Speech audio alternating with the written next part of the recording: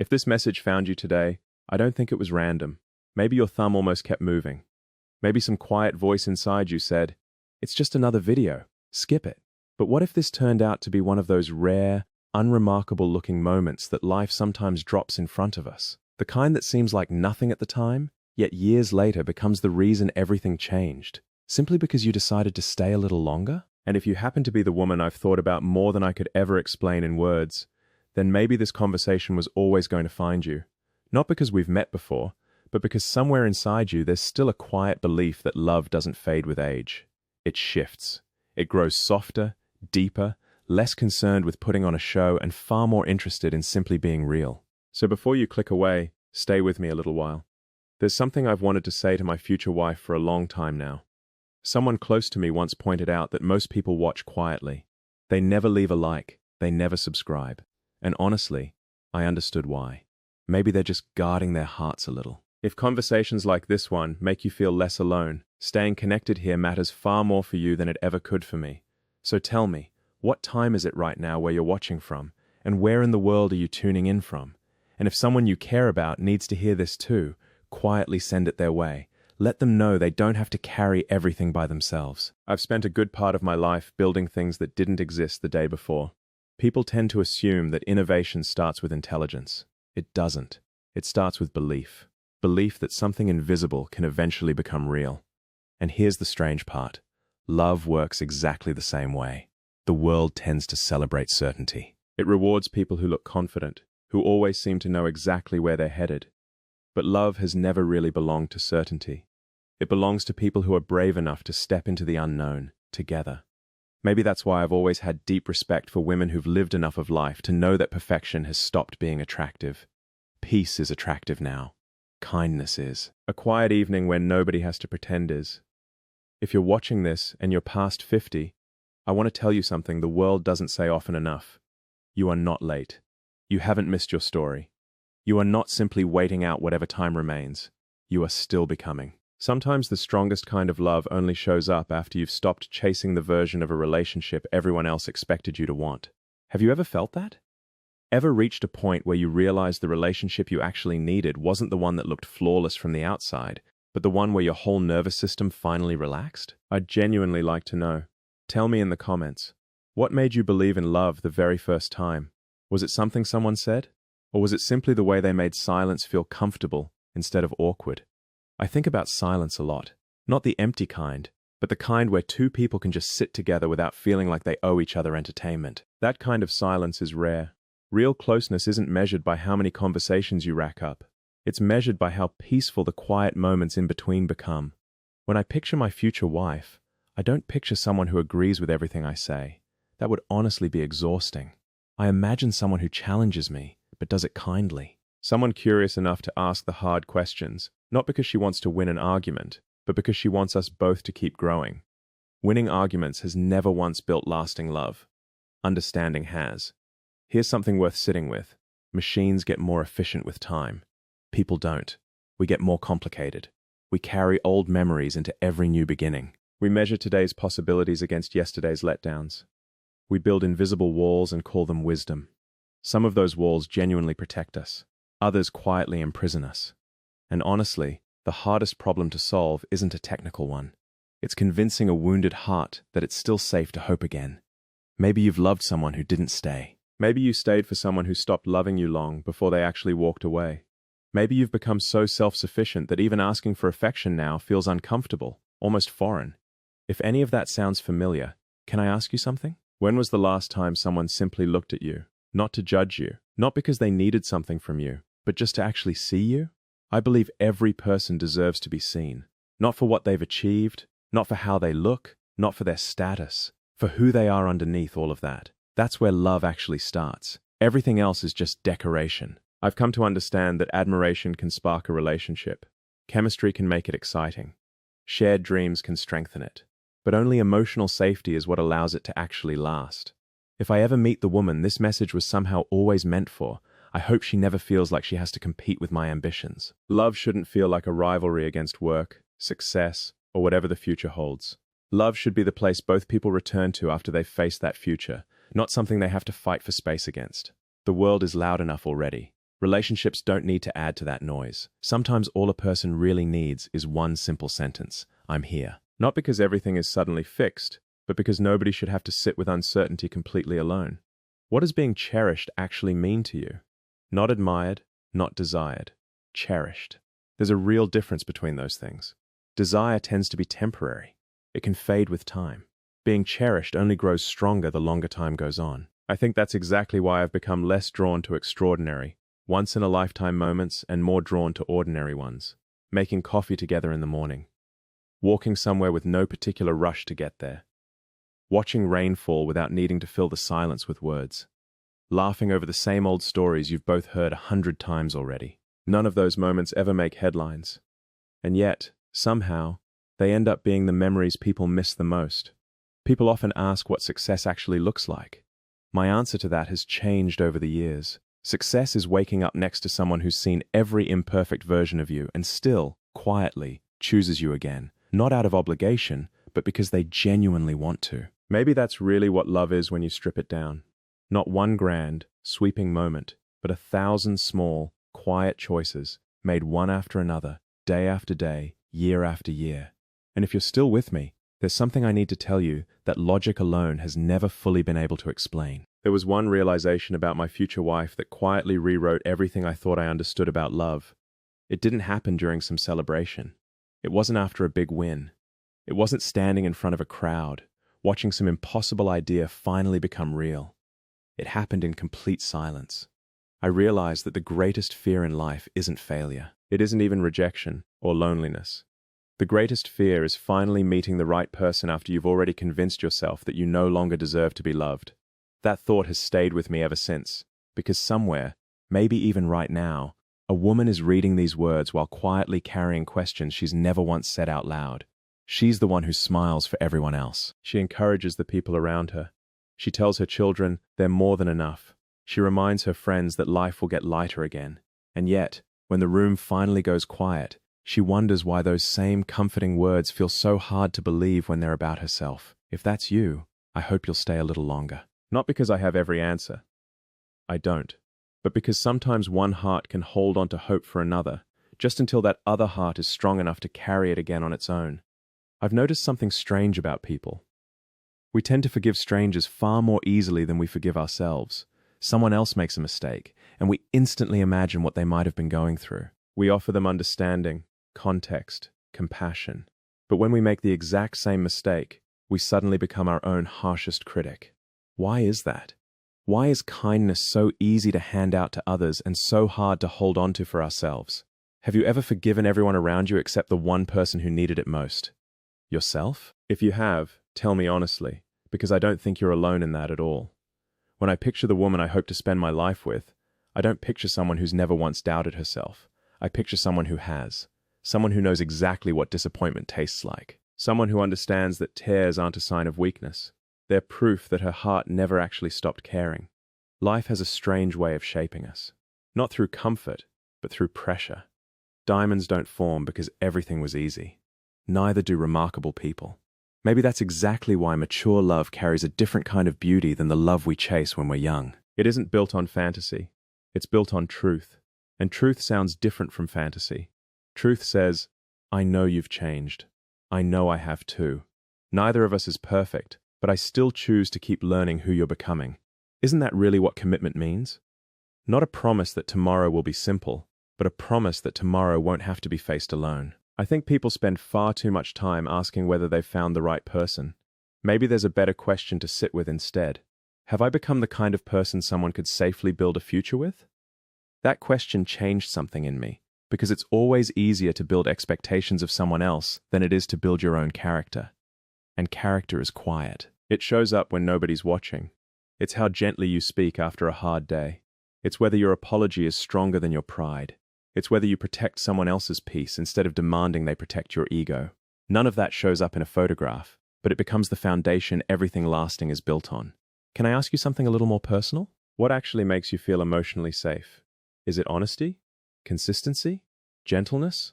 Laughter? Or is it simply someone remembering the small details that everyone else tends to forget? I'd genuinely like to know, because I think every answer tells its own story. As I've gotten older, I've stopped believing that love means finding someone who completes you. It's a beautiful idea on the surface, but it quietly places an impossible weight on another human being. No one can complete another person. What two people can actually do is create a space where each of them becomes more fully themselves. That's a very different thing. Imagine coming home after carrying the weight of the entire world on your shoulders. Imagine opening a door and immediately feeling those shoulders drop, not because every problem has magically disappeared, but because one person makes the world feel lighter just by being there. That's the kind of home I think about. Not the walls, not the furniture, not even the address. A person. A presence. A heartbeat that reminds you you're no longer facing life on your own. People often assume romance is built from grand gestures, expensive dinners, perfect vacations, elaborate surprises. Those things are lovely, sure, but real romance tends to live somewhere much quieter than that. It lives in remembering exactly how she takes her coffee. It lives in noticing she's gone unusually quiet before she's even said her day was hard. It lives in asking, "How was your heart today?" instead of just, "How was your day?" There's a real difference between those two questions. One asks about events. The other asks about the person actually living through them. That's where real closeness begins. Sometimes I wonder if we've become so connected through screens that we've slowly forgotten how to actually notice one another. We can send a message across the entire planet in seconds, and yet some couples haven't truly seen each other in years. Looking and seeing aren't the same thing. Seeing means paying attention. It means remembering. It means caring enough to notice a change in someone before they've even said a word about it. If my future wife ever comes across these words, I hope she understands something important. I won't expect her to carry every burden in silence. Strength isn't pretending everything's fine all the time. Strength is trusting someone enough to quietly say, "I'm struggling." I hope she never feels embarrassed by vulnerability, because vulnerability is exactly how love gets into the places pride could never reach on its own. Have you ever hidden your pain simply because you didn't want to become someone else's problem to solve? I think a lot of people have felt that, especially women who've spent decades taking care of everyone around them. You became the safe place for your children, for family, for friends, for parents, for practically everyone. But who became that safe place for you? Who actually asked if you were okay without expecting the answer to be a quick, "I'm fine"? Maybe that's exactly why this conversation matters right now. Not because it solves every mystery love has ever presented, but because maybe, just for a few minutes, you're letting yourself feel seen. And perhaps that's where healing actually starts. There's another thought I find myself returning to often. Time changes everything. It changes faces. It changes bodies. It changes ambitions and daily routines. But it also reveals something remarkable in the process. Time slowly strips away performance. Eventually, all that's left is who we really are underneath it all. That's why I don't fear getting older. What I fear is getting older without becoming kinder, without growing more patient, without learning to love a little more gently than I did the day before. Because what's really the point of gathering knowledge if your heart never grows any wiser along the way? I hope the woman meant for me isn't impressed by perfection. I hope she finds comfort in honesty instead. I hope she laughs easily. I hope silence doesn't scare her. I hope she still believes tomorrow is capable of surprising her. And I hope she understands something it's taken me a very long time to learn myself. Love isn't measured by how loudly it's announced. It's measured by how faithfully it's lived out, in every ordinary Tuesday, every difficult conversation, every unexpected letdown, every quiet sunrise. That's where forever actually gets built. Not in one unforgettable day, but across thousands of ordinary moments that slowly become extraordinary simply because two people chose to share them. If you've experienced that kind of love before, even just for a short while, tell me, what did it feel like? And if you haven't yet, please don't lose hope. The heart has a remarkable ability to bloom again, even after seasons that seemed like they'd never end. Sometimes the longest winters are exactly what prepare us for the most beautiful springs still to come. And there's one final truth I've never really said out loud until right now. It was never about finding the perfect woman. It was never about being the perfect man. It's about recognizing one quiet moment. The exact point where two lives stop moving in parallel lines and finally start moving in the same direction together. That moment changed everything I thought I understood about love. And what happened after it is something I genuinely never expected. What happened after that wasn't dramatic at all. There were no fireworks, no swelling music, no perfectly scripted movie scene. It was far quieter than any of that. It was the realization that love doesn't usually arrive announcing itself loudly. It arrives disguised as ordinary moments. A conversation that runs longer than you expected. a laugh that somehow feels strangely familiar. Someone remembering a small detail you mentioned weeks earlier, one you'd even forgotten yourself. Someone simply asking if you've eaten. Someone noticing that your smile reached your lips but never quite reached your eyes. None of those moments look extraordinary from the outside, but quietly, they end up changing the entire direction of a life. If you're still here with me, maybe you've experienced something like that yourself. Maybe you've met someone who made time feel different, not faster, not slower, just somehow lighter.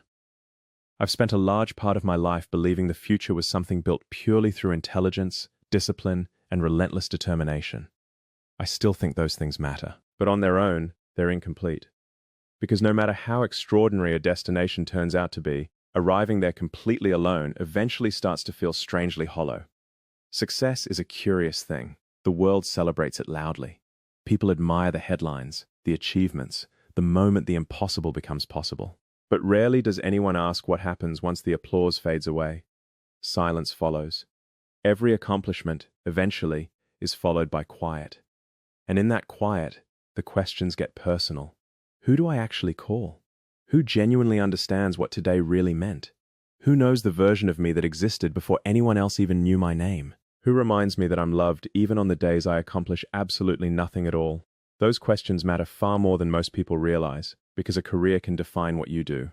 Only love reminds you of who you actually are. I hope my future wife understands something clearly. I don't need someone to admire me. Admiration is pleasant enough. Respect is valuable, certainly. But neither one is the same as acceptance. Acceptance says, I know your strengths. Love goes further and says, I know your weaknesses too, and I'm still here anyway. That distinction matters more than people give it credit for. When people are young, they tend to look for excitement. As they get older, many start searching for peace instead. Not because excitement stops being beautiful, but because peace becomes priceless in comparison. Maybe that's exactly why I'm speaking to you this way, especially if you've lived long enough to know that real relationships aren't built by avoiding storms altogether. They're built by discovering who actually keeps holding your hand while the storm is happening around you. Have you ever had someone stay? Not because life was easy at the time, but because leaving never even became an option in their heart. If you have, tell me about that person. And if you haven't yet, tell me what kind of love you're still hoping to find one day. I read stories from people scattered all over the world. Different countries, different languages, entirely different histories. And yet the deepest hopes people carry sound remarkably similar. I want to feel chosen. I want someone to actually listen. I want someone who stays. It's remarkable, honestly. Technology keeps making our lives more complicated by the day, and yet the human heart keeps quietly asking for the same simple things it always has: to be seen, to be heard, to be valued, to be loved. Sometimes I picture meeting the woman this message was always meant to reach, not in some perfect, cinematic setting. Maybe she's reading a book somewhere. Maybe she's watching rain fall outside her window. Maybe she's sitting quietly after everyone else in the house has gone to sleep, wondering if this chapter of her life still has some unexpected joy waiting in it somewhere. If that's you, please don't underestimate what the future might still hold. The future has surprised me more times than I could possibly count. Some of the most meaningful moments of my life showed up long after I'd already convinced myself I understood exactly how everything would unfold. Life quietly smiled and proved me wrong anyway. Maybe it will do the same for you too. Can I tell you something I've genuinely never believed? I've never believed love comes with an expiration date. The calendar keeps changing. Our appearance changes. Our routines shift. But the human need to love and be loved stays remarkably constant underneath all of it. Maybe your hair has turned silver by now. Maybe your children are grown and gone. Maybe you've experienced real loss or disappointment that words still struggle to fully capture. None of that makes your heart any less worthy of love. If anything, it makes it more beautiful, because every scar tells the story of someone who refused to stop loving, even knowing full well how much love can hurt sometimes. That takes real courage. Far more courage, honestly, than simply pretending not to care at all. People often mistake emotional distance for strength. I don't see it that way at all. Real strength is staying kind after life has handed you plenty of reasons to turn bitter. Real strength is still believing in tomorrow after yesterday broke your heart. Real strength is choosing tenderness in a world that constantly rewards hardness instead. That's the kind of woman I admire most. Not because she never cried, but because she never let pain become the whole of who she is. I've learned another lesson along the way too. Love doesn't ask us to become someone else entirely. It quietly invites us to become more honest, to take off the masks, stop performing, stop trying to earn affection by becoming whoever we think someone else wants us to be. The right relationship shouldn't require constant acting. It should feel more like finally exhaling after holding your breath for years without even realizing it. Imagine waking up every morning next to someone who knows your fears, your habits, your insecurities, even the dreams that still embarrass you a little. And instead of using any of that against you, they protect it instead. That's one of the purest forms of love I can picture. Protection, not possession.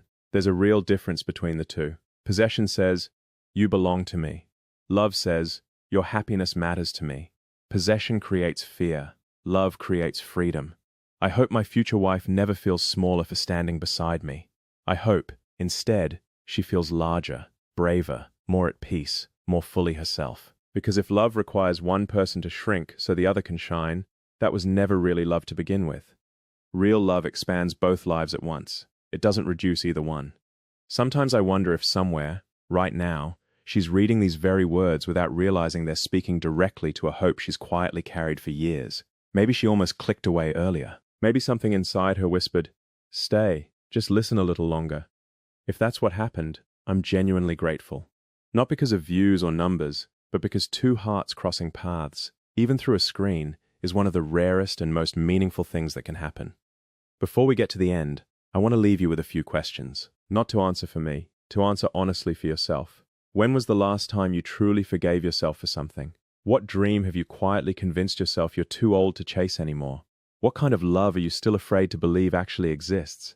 And if someone worthy of your heart walked into your life tomorrow, would you even recognize them? Or have your past disappointments taught you to shut the door before hope even gets the chance to knock? Sit with those questions for a while. Don't rush toward the answers. Sometimes the most important conversations we ever have happen in complete silence, just between us and ourselves. If this message found you today, maybe it wasn't because you needed someone to promise that love is guaranteed.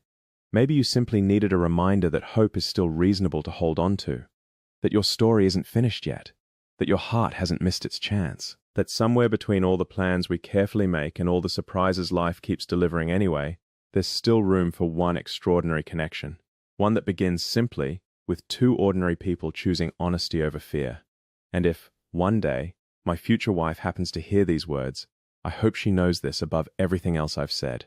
I won't promise a perfect life. I won't promise every day will be easy. I won't promise we'll never disagree about anything. What I will promise is to listen before I assume, to stay before I ever consider surrendering, to choose kindness even when pride would be the easier option, to protect her peace as carefully as I protect my own, and to keep learning who she is, even decades after the day we first meet. Because love was never something we find just once. It's something we build. One conversation, one apology, one shared sunrise, one quiet act of faith at a time. If these words reminded you that your heart still deserves to be cherished, then maybe they've already done exactly what they were meant to do. Take care of your heart. Be patient with your story. And never underestimate what tomorrow might quietly be bringing your way. Before you go, I want to ask you to do something that has nothing to do with this video at all.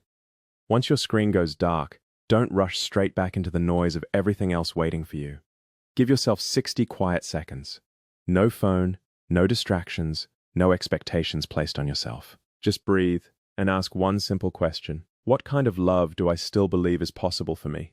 Not the love the world once told you to settle for. Not the love that let you down. Not the love that broke your trust before you even saw it coming. The love that brings peace instead of confusion. The love that makes you feel safe instead of uncertain. The love that looks at your age and sees a collection of beautiful stories, not just a number on a page. If you're a woman who has spent years quietly taking care of everyone else around her, I hope someone reminds you today that your heart deserves care too. You deserve to be listened to. You deserve to be understood. You deserve to laugh until your stomach actually hurts. You deserve mornings that feel calm instead of anxious. You deserve evenings where silence feels comforting, simply because you're sharing it with someone who genuinely knows you. And if that person hasn't arrived in your story just yet, don't mistake, not yet for never. The future has a strange habit of showing up right around the time we've almost stopped expecting it to.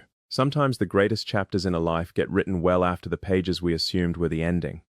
If any of these words meant something real to you, I'd genuinely love to hear about it. Tell me in the comments, what's one thing you hope a future partner would say to you? something you've never actually heard before. I read through these stories because they remind me that behind every screen, there's a real person carrying real dreams, real memories, and a real heart underneath it all. If this conversation gave you even a small amount of hope, feel free to quietly leave a like so more conversations like this one can keep happening. And subscribe if you'd like to stay for the rest of the journey, because there's a lot more I still want to explore together about love, purpose, resilience, and the kind of future we're all quietly trying to build for ourselves. And if someone came to mind while you were listening to any of this, don't keep these words to yourself. Send this video their way. You never really know which message might arrive at exactly the right moment to change someone's entire day, or maybe even their life. Thank you for giving something far more valuable than views. Your time, your attention, your trust. Those aren't things that can ever really be replaced. Until we talk again, take care of your heart, protect your peace, be patient with your journey, and keep believing that genuine love still exists out there. Because the future isn't only built with ideas, it's built with courage, it's built with hope. And sometimes, it's built by two people who simply refuse to stop believing in each other.